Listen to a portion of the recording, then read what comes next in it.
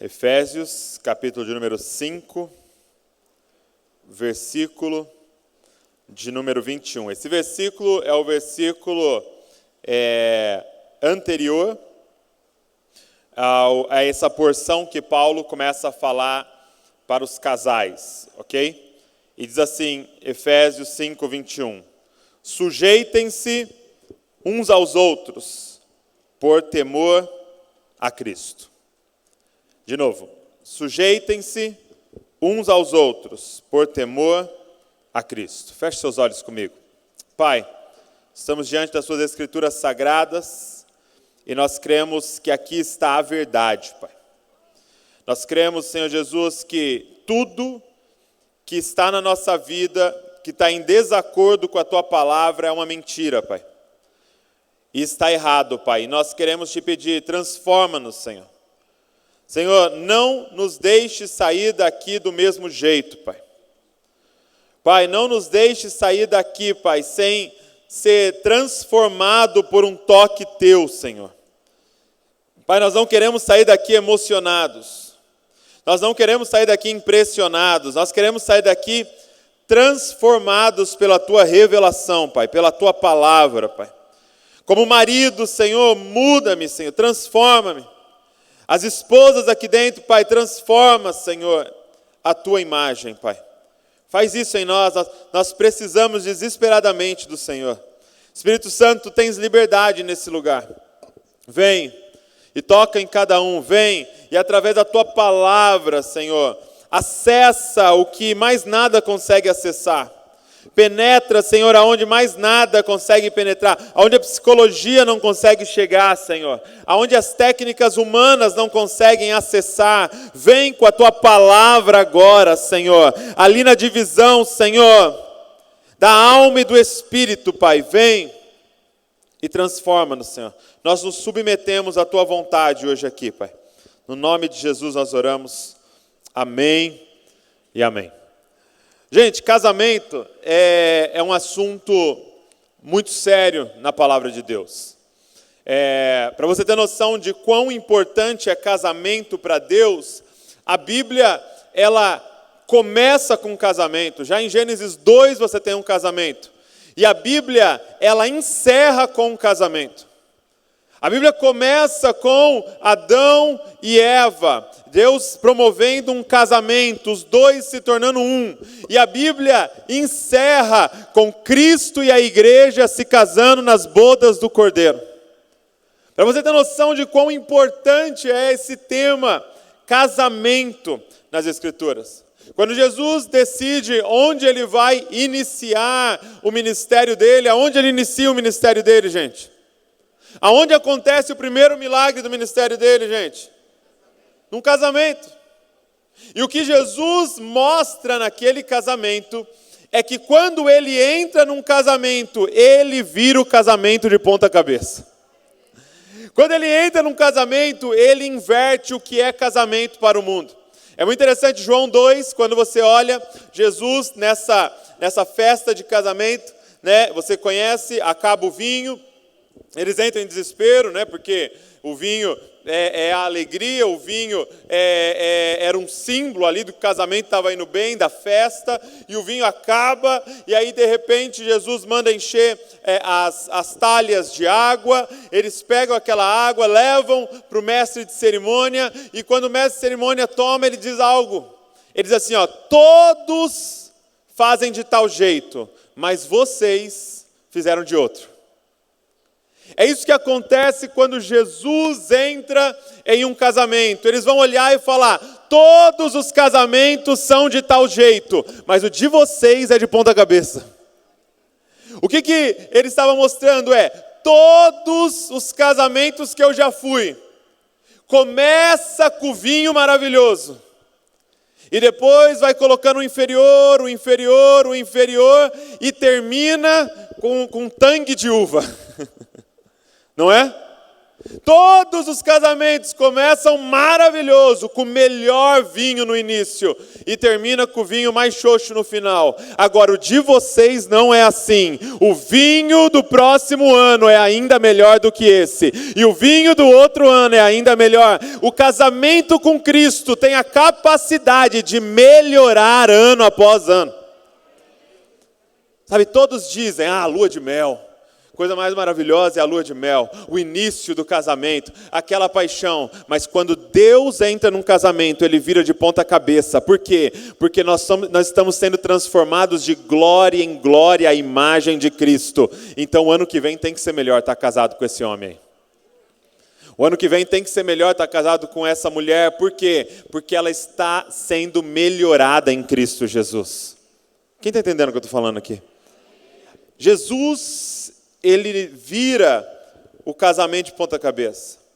E casamento, gente, é uma ideia de Deus. Casamento não é uma ideia humana. Casamento não foi algum ser humano, em algum momento da história, falou, tem uma ideia, cara. Que se a gente juntasse homem e mulher, né, e assinasse um contrato lá, tal, e se a gente fizesse isso? Não é ideia do homem. Não é uma criação do homem, não foi uma cultura que criou isso. Casamento é uma ideia de Deus. Deus criou o casamento. Em Gênesis capítulo número 2, deixará o homem pai e mãe, se unirá a sua mulher, os dois se tornarão uma só carne. Deus criou o casamento. Então, se Deus criou o casamento, para quem eu pergunto sobre casamento?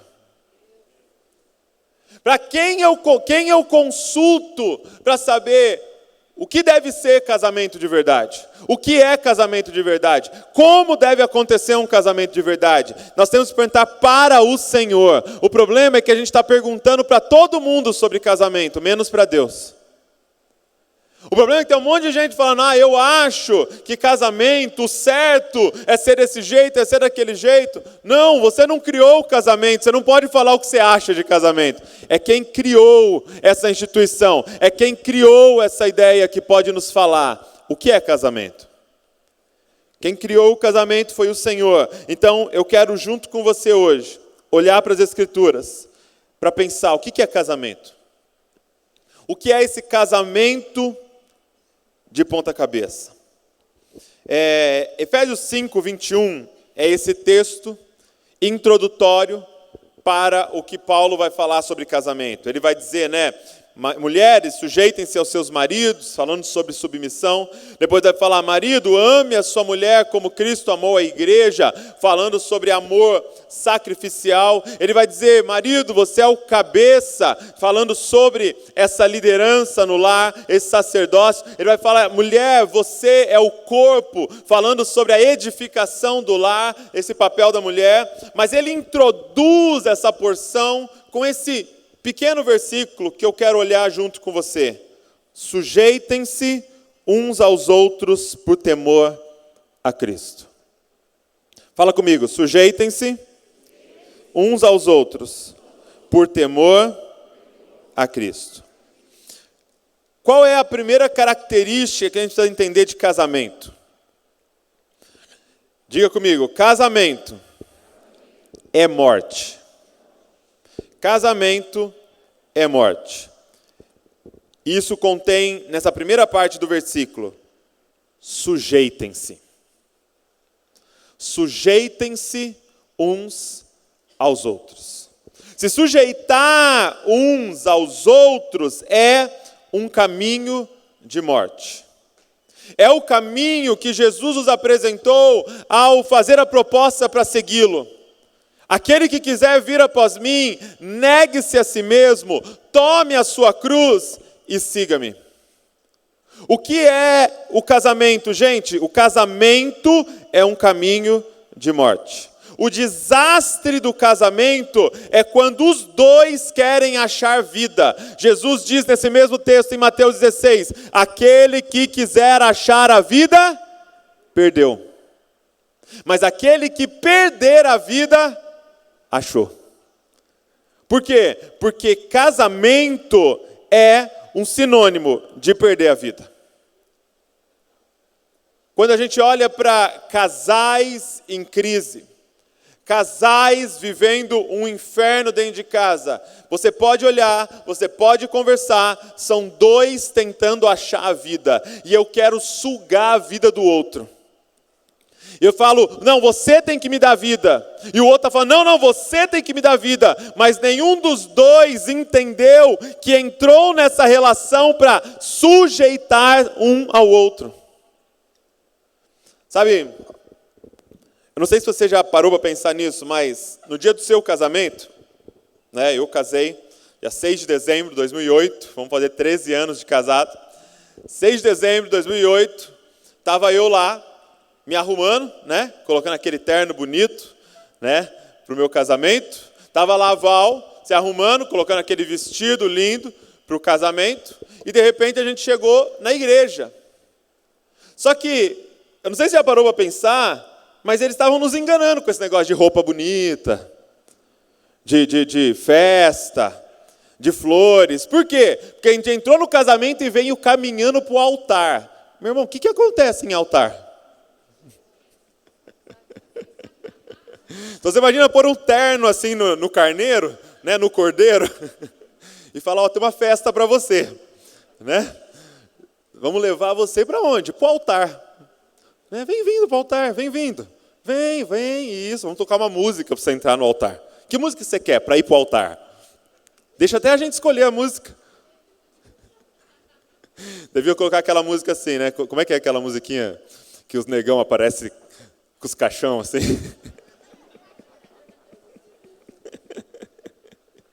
Por quê? Porque eu estava indo para o altar. A Val estava vindo para o altar.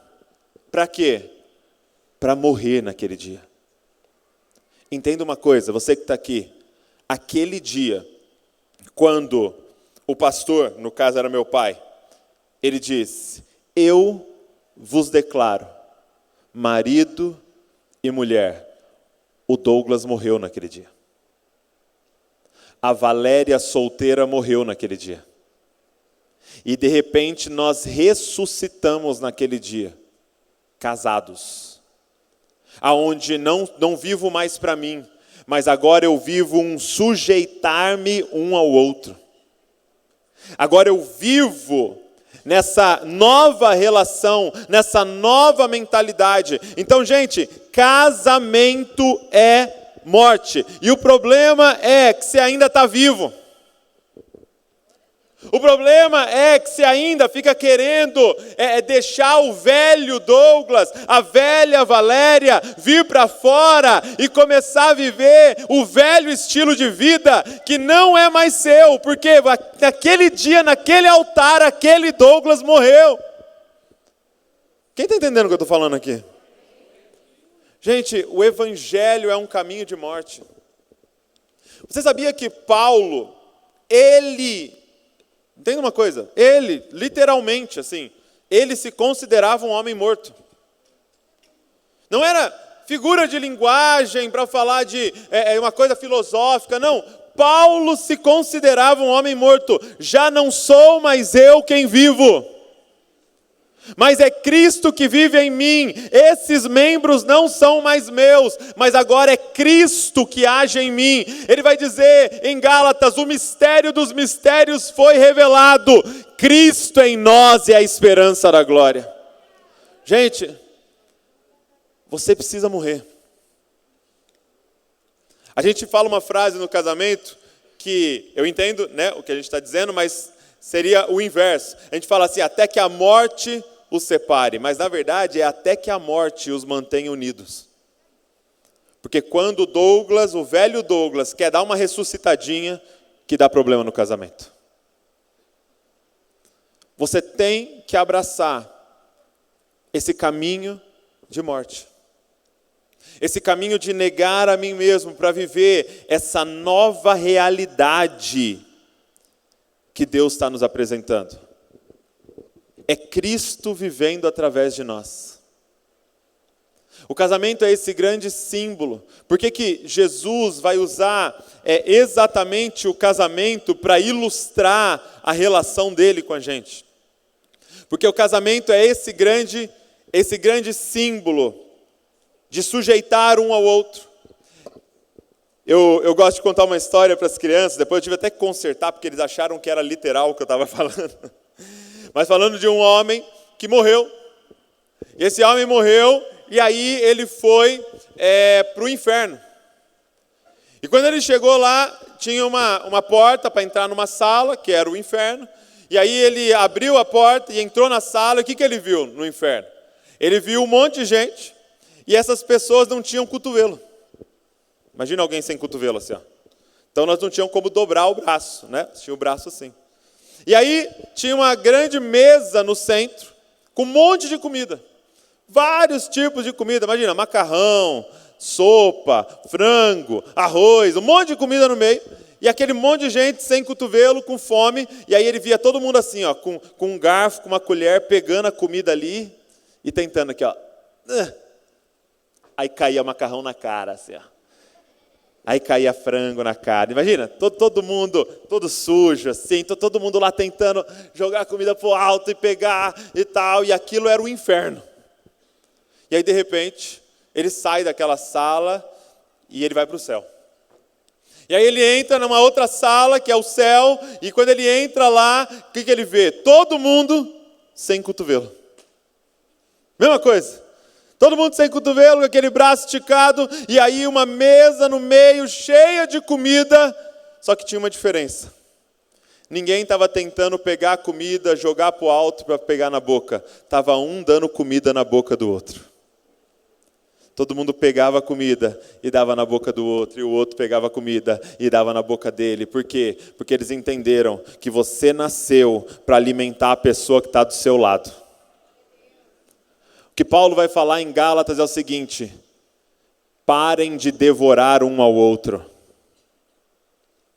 Vocês estão devorando um ao outro. Por quê? Porque vocês estão vivendo a partir da fome. Vocês estão vivendo a partir da falta. Vocês acham que vocês entraram nessa relação para ser servido. Não, você entrou nessa relação para servir.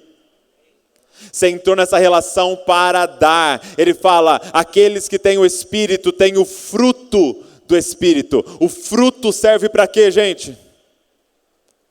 Para alimentar o outro.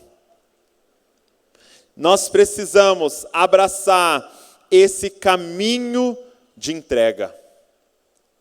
Você que está aqui casado, entenda uma coisa, você morreu. E agora a sua vida é a vida de Cristo, é a vida de servir ao outro.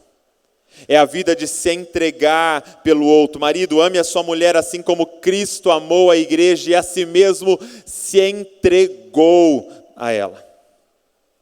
Sabe, essa questão da morte, do negar a si mesmo, do tomar a sua cruz, é esse caminho de vencer tudo que você tem lutado. Por exemplo, muitos aqui batalham com a ira, por exemplo. Né? Batalham com esse negócio de ser muito nervoso, de responder atravessado, de brigar, de buscar os seus interesses. Quando vocês veem, vocês já estão discutindo. O que é isso, gente? É falta de entender que morreu. Porque quando é que eu fico bravo? Quando é que o Douglas fica bravo? Quando o Douglas é atrapalhado. Quando eu tinha programado de ir lá jogar bola, mas aí atrapalharam os meus planos de ir lá. É quando quebra alguma coisa em casa e eu vou ter que gastar mais dinheiro e atrapalhou os meus planos de não sei o quê. Agora, deixa eu te perguntar, morto se irrita? Você já foi em velório? Faz experiência, vai no próximo velório que você for, começa a falar, seu narigudo. Pega o dinheiro dele e gasta para ver o que ele vai fazer com você. Nada. Porque morto não se irrita. Porque morto não busca os próprios interesses. Quando nós entendemos, gente, já não sou mais eu quem vivo, mas é Cristo que vive em mim. Nós vamos parar de defender os nossos interesses e passar a defender os interesses de Cristo Jesus dentro da nossa casa. Então olha para quem está do seu lado e fala, estou morto. Estou morto. Dá uma olhada se está com cara de morto mesmo.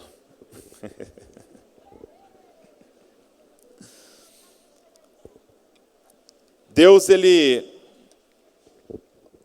Ele tem um caminho de morte para o homem e ele tem um caminho de morte para a mulher. Como é que o homem foi feito, gente? O homem foi feito por Deus com força. Deus colocou um hormônio a mais no homem, a testosterona, que faz com que os seus músculos se desenvolvam mais do que da mulher. Por quê? Porque Deus deu essa força física para o homem, para que ele executasse várias funções. E aí Deus dá essa força física para o homem, um corpo maior, uma voz mais grossa, e aí ele diz agora, morra. Como assim? Nunca use a sua força para liderar a sua mulher. Nunca use a sua voz grossa para conseguir o que você quer. Você tem tudo isso, mas eu quero que você negue a si mesmo e lidere servindo. Quem está entendendo o que eu estou falando? Essa é a morte do homem. Quando você não usa o que Deus deu para você para impor nada. Agora, qual é a morte da mulher? Deus fez a mulher, gente, com uma capacidade de independência. A mulher se vira sozinha. A verdade é que a mulher, para a sua vida e sobrevivência, não precisa do homem. Ela tem essa capacidade de gerenciar as coisas. Gente, a Val fez uma cirurgia essa semana passada e ficou mal, não conseguia fazer as coisas. Meu Deus, vai virando um caos as coisas, né? Porque eu não lembro de fazer as coisas, eu não lembro de lição de casa, eu não lembro de banho, do horário de banho, das coisas. Parece que eu preciso anotar tudo para conseguir. A mulher, meu irmão, não precisa nem pensar, ela já consegue tudo. Você já viu quando um homem fica viúvo? Já viu que desespero que dá o pobrezinho? Não sabe nada. Não sabe onde está a comida, não sabe onde está a roupa, não sabe nada. Então, o que acontece depois de 2 semanas que o homem fica viúvo? As mulheres ficam loucas, né? Olha lá, já está com outra lá. É sobrevivência, ele vai morrer. Agora, já viu mulher viúva? Floresce. Fica mais bonita, assim, né? Fica mais alegre. Que luto estranho, né? Mais feliz, assim, mais plena, viajando para Caldas Novas e tal. Porque a verdade é que Deus deu isso para a mulher. Essa capacidade de independência. Se ela quiser, ela trabalha, meu irmão. Ela consegue o salário, ela sustenta a casa, ela cria os filhos, se ela quiser, ela faz o que ela... Tudo. E aí Deus chega para ela e fala, submeta-se. Diga, amém. Você pode pensar assim, mulher, eu poderia ir lá e fazer sozinho, eu toco essa empresa se eu quiser. Aí Jesus chega e fala assim, ok, mas você não vai fazer nada sem perguntar. Sem pedir autorização. Por quê? Porque é um caminho de morte. É o caminho do Cristo vivendo através de nós. Quem está entendendo o que eu estou falando, cara? Casamento é uma vinda para o altar para ser sacrificado. Segundo, se você estiver anotando. Segunda palavra que eu quero destacar para você aqui nesse versículo é sujeitai-vos uns aos outros. Diga comigo, uns aos outros. Por quê? Porque casamento é o lugar do nós. Se você me perguntar, Douglas, o que tem que morrer no casamento? Sabe o que tem que morrer no casamento? Diga comigo, eu. O que é crucificado no casamento? O que é crucificado na nossa vida é o eu. Para que o eu é crucificado? Para quem ressuscitar? Diga comigo, nós. Casamento, gente, é o lugar do nós. Casamento, ele é tão maravilhoso, família, é tão maravilhoso, por quê? Porque ela é a expressão do nosso Deus. Guarda isso que eu vou te falar. Gênesis 1, 26. Deus diz assim, olha, está escrito assim, Deus disse, façamos o homem, a nossa imagem, a nossa semelhança. Então presta atenção, Deus disse, Deus é uma palavra no singular. Todo mundo concorda? Deus, um único Deus, um só Deus. Nós adoramos apenas um Deus. Agora, quando esse Deus vai conjugar o verbo, ele fala, façamos o homem à nossa imagem, à nossa semelhança. Por que que Deus, que é um, está conjugando o verbo na primeira pessoa do plural? Sabe por quê? Porque esse Deus que nós servimos é trino. É o Deus Pai, Deus Filho, Deus Espírito Santo. O Deus que nós servimos é uma família. O Deus que nós servimos é uma coletividade tão unida, de tanta unidade, que eu e você afirmamos, há um só Deus. Porque é três, mas quando eu olho é um, por causa da relação deles. E aí esse Deus faz assim, ó, esse Deus faz assim. Isso aqui, ó, esse Deus fala, façamos o homem, a nossa imagem, a nossa semelhança. Tinha como ele criar isso? Isso aqui é semelhante a isso? Não. Para ele criar um ser semelhante a ele tinha que criar o quê? Uma relação. Para ele criar um ser que expressa ele tinha que criar um ser que pode falar, façamos. Nos alegremos, choremos.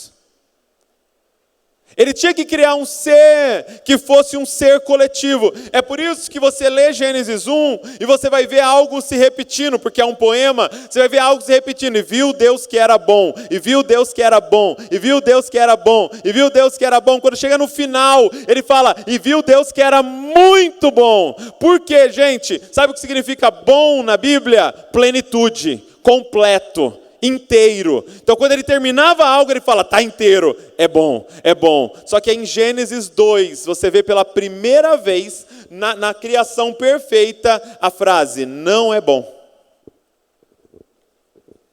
O que Deus viu, que ele abre a boca e declara pela primeira vez na história, não é bom. O que ele viu? Isso aqui, ó. Ele viu um indivíduo. Ele viu alguém só. Ele viu um eu. E diz, não é bom. E sabe por que não é bom? Porque não me expressa. Não é bom. Sabe por que não é bom? Porque não me representa. Porque esse ser só sabe falar, eu vou fazer, eu quero, eu mando, eu vou para cá, eu vou para lá, eu acho. E ele fala, isso não me representa, porque o Deus de Adão é o Deus que fala, façamos. Quem está entendendo o que eu estou falando? Sabe o que isso significa? Guarda isso que eu vou te falar. Significa que você não é a imagem de Deus. É claro que você carrega a imagem de Deus. Mas quem é a imagem de Deus? Nós. Você sabe por que o diabo luta tanto em separar vocês? Você sabe por que o diabo tem tanta fúria contra a sua família e ele quer ela destruída? Porque quando ele olha para a sua família, ele vê quem? Sabe por que a Doriana usa uma família para vender manteiga? Sabe por quê? A Coca-Cola usa uma família para vender refrigerante? Porque tem algo, quando a gente olha para uma família, a gente vê o Deus que fala, façamos. Entenda uma coisa. Casamento é nós. Cara, quando o homem está só, Deus fala, não é bom que o homem esteja só, vou fazer para ele uma auxiliadora que lhe seja idônea, e ele tira a mulher de dentro dele, aí ele olha, ele fala, essa é osso dos meus ossos, e carne da minha carne, e aí eles se tornam um. Presta atenção nisso que eu vou te falar agora. Quando aquele homem e aquela mulher se tornam um, eles se parecem tanto com o Criador, que é liberado para eles o poder de criar outros seres humanos. Você está entendendo o quão parecido vocês dois juntos, sendo um, são com o Criador?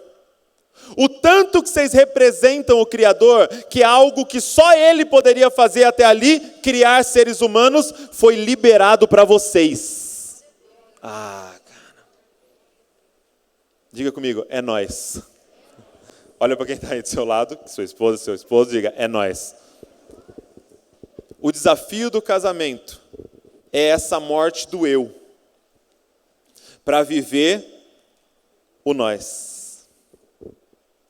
Para viver agora, não mais essa mentalidade de eu, mas uma mentalidade de nós. Agora eu não entro em casa pensando o que eu quero. Por quê? Porque não tem mais eu.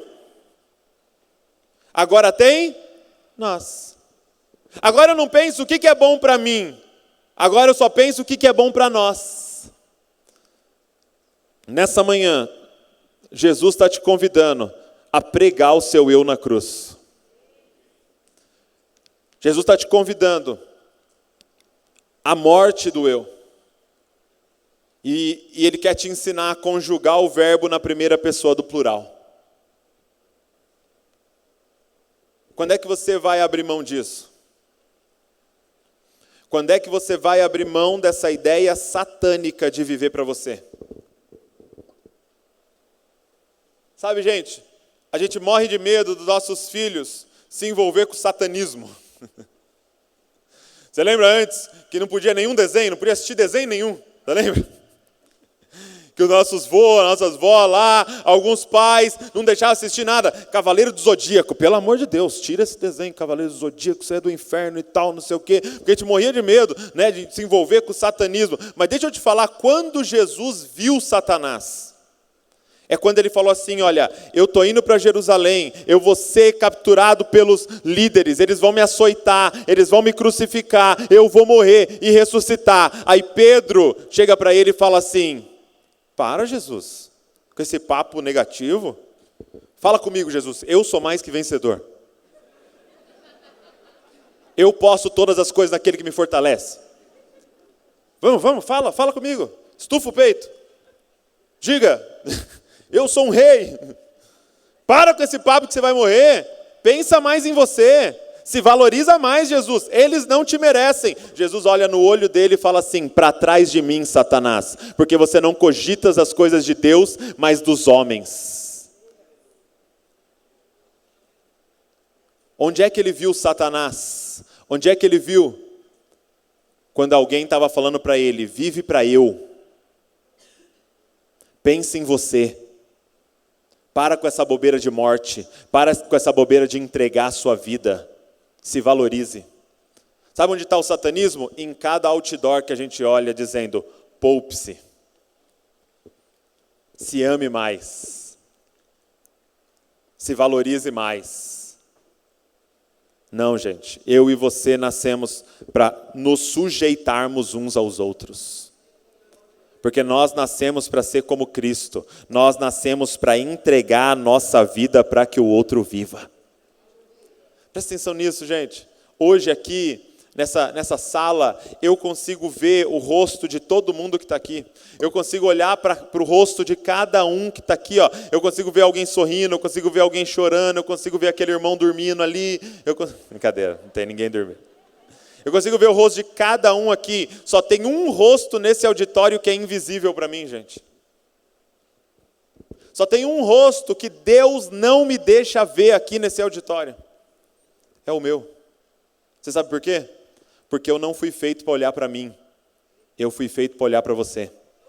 E você não foi feito para olhar para você. Você foi feito para olhar para mim. Sabe por que nós estamos tão doentes na alma? Porque a gente criou essa bobeira do espelho e da selfie. Aonde eu fico o dia inteiro olhando para mim. O que vão pensar de mim? O que vão achar de mim? O que estão falando de mim? Falaram mal de mim? E não sei o que de mim? Ei, morre com esse eu. Morre com esse mim. Morre com esse meu. E ressuscita para viver para nós.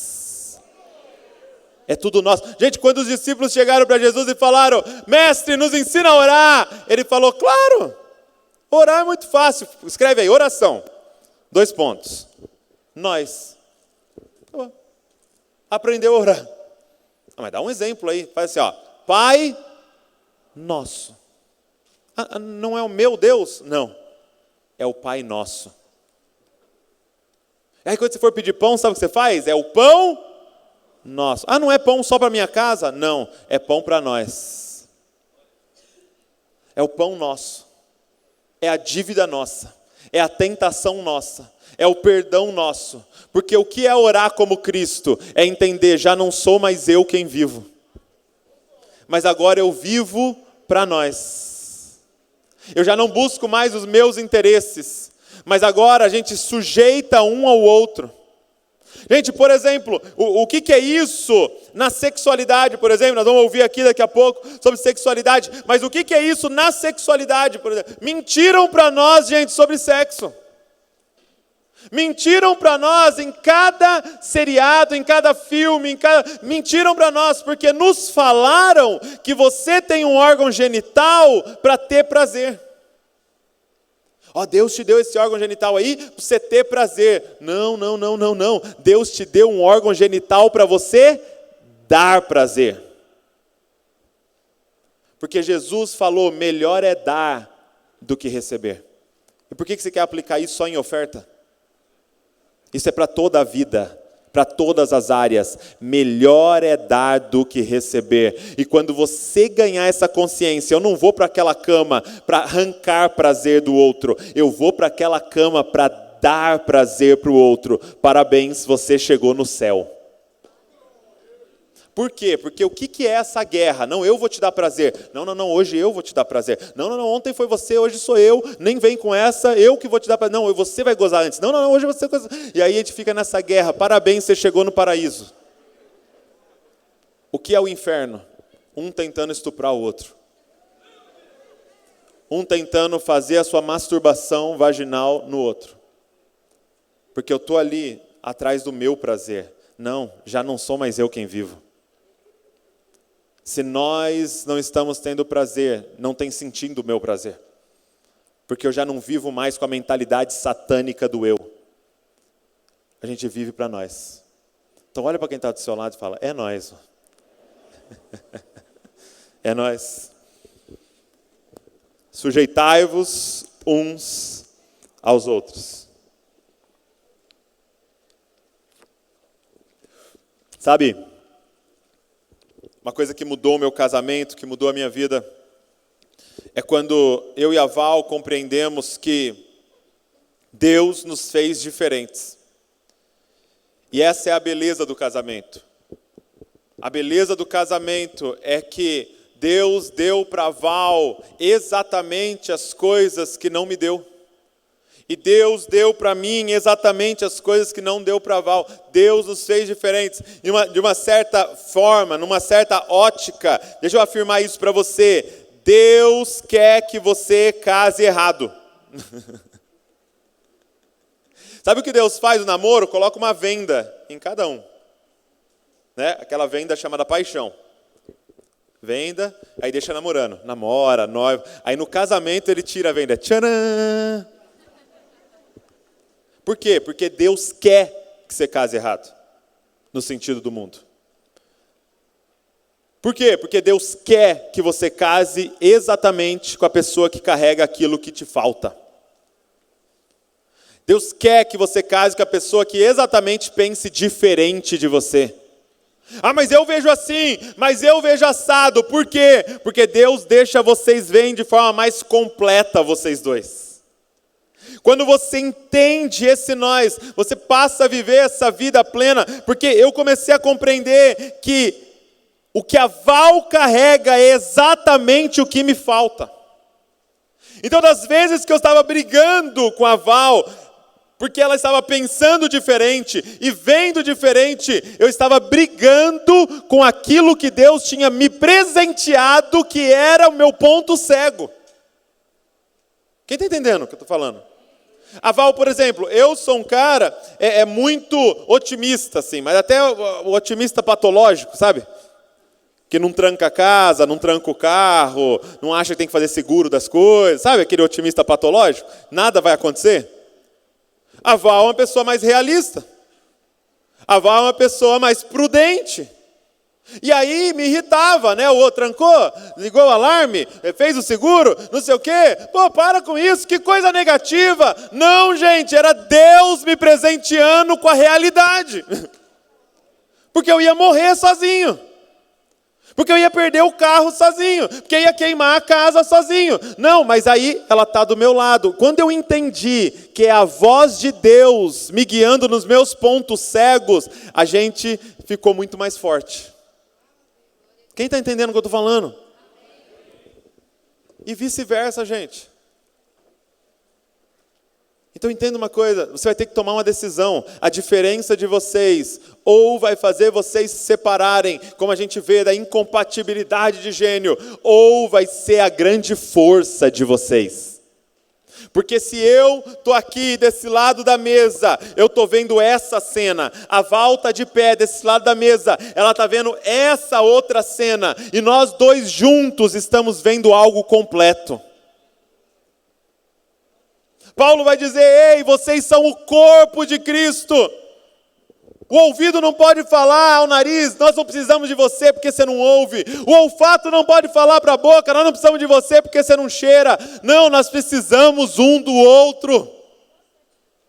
Olha para quem está do seu lado e fala, eu preciso de você, sendo diferente de mim. Eu lembro que eu fiz um curso de coaching. E eu lembro que no primeiro dia de aula, né, eles começaram a nos ensinar, e a técnica do coaching mesmo, assim, pura, né, ela é uma técnica de perguntas. Então você senta com o cliente e você começa a fazer perguntas, para ajudar ele a chegar na solução, né? Então, a regra número 1 do coaching é, você não pode dar solução para o outro. Regra número 1. Você não pode dar solução para o outro. Então o cara está falando, estou pensando em escrever um livro. Aí você fala assim, já pensou em pesquisar não sei o quê? Você não pode no coach. É só perguntas, para que ele chegue numa solução. Porque é uma técnica de ajudar a pessoa a se desenvolver. Tá? Então essa era a regra. Não pode dar solução, só pode fazer perguntas. Aí o professor dividiu a gente em duplas, né? A gente em duplas, tal, para fazer a técnica, né? Aí um era o cliente 1 hora, depois o outro era o cliente, tal. Aí beleza, vamos lá, né? Qual que é a demanda? Aí o cara falava uma área lá da vida dele, aí eu falava uma área da minha vida, e a gente começava. E, gente, todo mundo não conseguia não dar solução na vida do outro. No meio ali dos 10 minutinhos conversando, soltava uma solução. Aí acabou, né, o treino ali, a gente voltou para a aula e foi fazer o debriefing ali com o professor. E aí, o professor, e aí, como é que foi? Todas as mãos levantadas. Professor, é muito difícil não dar solução na vida do outro. Por quê? No meio das perguntas, eu dei uma opinião. Eu sabia que não podia, mas saiu.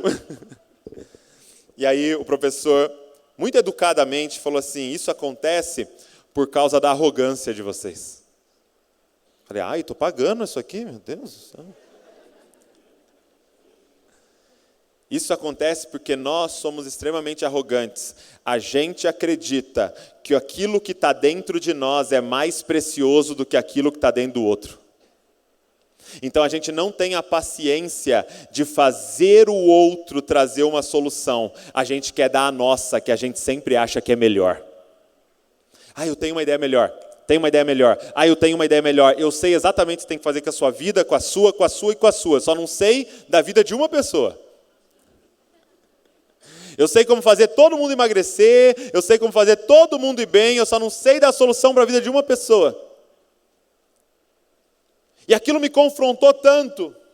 Por quê? Porque muitas vezes eu olho para minha esposa pensando, eu sei um jeito melhor. Eu tenho uma opinião melhor. O meu jeito é superior. E deixa eu te falar quem habita na minha esposa. O Espírito Santo de Deus. Como é que eu vou olhar e falar o que eu carrego é superior a você? Como é que ela vai olhar para mim e falar, eu sou superior a você, eu sei mais do que você, sendo que o que habita em mim é o Espírito Santo de Deus. Gente, nós precisamos sair daqui e aprender a sujeitarmos uns aos outros. Por quê? Porque tem Cristo no outro. Olha para o lado, tem Cristo nessa pessoa que está do seu lado. Como é que eu me sujeito ao outro? Enxergando Cristo no outro. Porque quando eu me sujeito a Val, eu estou me sujeitando a Cristo. Quando a Val se sujeita a mim, ela não está se sujeitando ao Douglas, ela está se sujeitando ao Cristo em mim. Gente, não sou mais eu quem vivo, mas agora é que Cristo vive em mim e Ele vive para nós. E eu quero ir para o último ponto do que o casamento faz. Quanto tempo eu tenho, pai? Eu não lembro que horas. Beleza. Último ponto, número 3, anota aí. Então, primeiro, morte. Segundo, nós. E terceiro, o que o casamento bíblico faz em nós. Escreve aí. Santidade. Qual é o objetivo de Cristo, gente, para o casamento? Isso aqui é algo muito importante, porque se nós temos uma expectativa errada do que o casamento faz, nós vamos nos frustrar. E qual é a expectativa errada que nos deram? É que nós nos casamos para ser feliz. Que casamento traz felicidade. Não, gente, casamento não traz felicidade. Casamento traz santidade. Qual é o objetivo final do casamento? A santificação. O que o casamento tem que gerar em mim? Ele tem que me deixar mais parecido com Cristo. Quando você olha para Efésios capítulo número 5, diz assim: marido, ame a sua mulher, assim como Cristo amou a igreja, e a si mesmo se entregou por ela. Gente, o que o amor de Jesus pela igreja fez com a igreja? Deixou ela feliz? O Jesus morrer naquela cruz e se entregar por nós, foi para nos fazer felizes em primeira instância? Não. Pedro estava lá pescando, de boa. Aquela noite foi ruim, gente. Não significa que ele nunca pegava nada. Estava lá de boa. Morreu crucificado de ponta cabeça, porque achou o amor de Cristo. Foi felicidade que era o objetivo de Jesus encontrar ele? Não. O amor de Jesus por nós gerou uma coisa: santidade. Jesus ter morrido na cruz por nós foi para nos fazer santos e irrepreensíveis diante dele. Para que serve o casamento, gente? O casamento serve para nos santificar. É claro, fique tranquilo, as pessoas que estão num caminho de santidade são felizes. Fique tranquilo, você vai encontrar alegria, você vai encontrar felicidade, você vai encontrar plenitude, mas não tenha a felicidade como objetivo, tenha a santidade como objetivo, e aí o resultado da santidade vai ser a felicidade. Muitas pessoas, elas são perfeccionistas. Hoje está acontecendo muito isso, de várias e várias pessoas não se casarem. Por quê? Porque elas querem achar a pessoa perfeita, elas querem achar a pessoa certa, mas Jesus não quer nos dar a pessoa certa. Jesus quer nos fazer a pessoa certa no casamento. Jesus quer nos lixar, nos moldar através do casamento. Sabe, quem aqui gostaria de ser alguém extremamente afiado? Sabe, pensa no machado. Quem aqui gostaria de ser alguém afiado, assim, preciso em Deus? Levanta a mão assim. Então Deus vai dar alguém para te amolar. Como é que afia? Já parou para pensar nessa palavra? Vamos afiar essa faca. Ah, claro, traz um amolador. Deus olhou para você e falou: cara, essa mulher pode ser alguém muito afiada. Vou dar um amolador para ela. Esse cara precisa ser afiado. Eu vou dar, sabe o quê? Uma amoladora para ela. Então, para que serve a sua esposa? Para te amolar. Para que serve o seu marido? Para te amolar. Como ferro afia o ferro, assim um amigo afia a face do outro amigo. Gente, nós precisamos ser amolados. Nós precisamos ser confrontados pelo casamento. Agora deixa eu dizer uma coisa. Ei, homens, nós precisamos ser homem e manter ali. O segredo do casamento é você fazer uma aliança, empenhar sua palavra e agora ser homem, de deixar Deus tratar você através do casamento. Mulheres, vocês têm que ser mulheres de palavra. É você ir ali, fazer uma aliança, empenhar sua palavra e agora deixar Deus tratar você através do casamento. Você tem exatamente o marido que você precisa. Você tem exatamente a esposa que você precisa para cada dia se tornar mais parecido com Jesus. Sabe o que é muito louco nessa relação? É que se o meu cônjuge, se a minha esposa acertar, eu vou ser santificado. E se ela errar, eu vou ser santificado. Não tem erro. Não tem desperdício com Deus. Acertou, vai ser santificado. Errou, vai ser santificado. Se ela acerta, a Val acerta, ela pode ser a minha intercessora. Se a Val acerta, ela pode ser a minha conselheira. Ela pode ser a minha amiga. Ela pode me ensinar coisas. Mas se a Val erra, sabe o que é gerado em mim? Mansidão. Quando a Val erra, sabe o que é gerado em mim? Paciência. Quando a Val erra, sabe o que é gerado em mim? Perdão, generosidade. Então ela acertando ou errando, só tem um caminho para mim: santidade ao Senhor. Agora, é somente se eu empenhei a minha palavra e vou falar, eu estou aqui até que a morte nos separe. O problema é que a gente está com a expectativa errada. A gente está na expectativa de que o outro tem que te fazer feliz. Não, o outro tem que te fazer santo. Essa pessoa está ao seu lado para santificar a sua vida. Porque um dia, marido, essa mulher que está do seu lado vai se encontrar com o verdadeiro noivo dela. E quando ela se encontrar com o verdadeiro noivo dela, você vai entregá-la. Está aí, ó. Todos esses anos eu tinha um objetivo: santificar ela para entregar ao Senhor. Sabe qual é a maior prova de amor que eu posso dar para a Val? É falar, eu estou comprometido com a sua santificação, porque no fim é o que realmente importa, gente.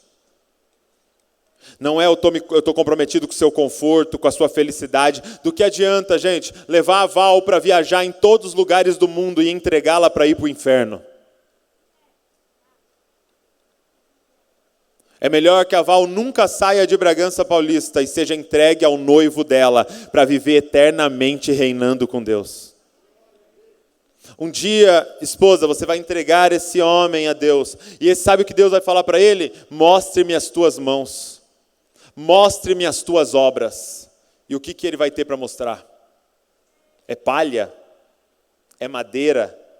É obras inúteis? Ou ele vai ter obras de ouro, de prata, de pedras preciosas para mostrar para o Senhor? Porque você estava ali do lado dele dizendo, vai, não, vamos mais, vamos nos santificar mais, vamos ainda mais, vamos orar mais, vamos buscar mais, vamos servir mais. Uma auxiliadora idônea ao lado dele, preocupada com a eternidade desse homem. Deus te deu essa mulher, Deus te deu esse homem para a sua santificação. Para que você possa apresentá-la sem mancha, nem ruga, mas santo, santa, irrepreensível diante de Deus. Fica de pé no seu lugar.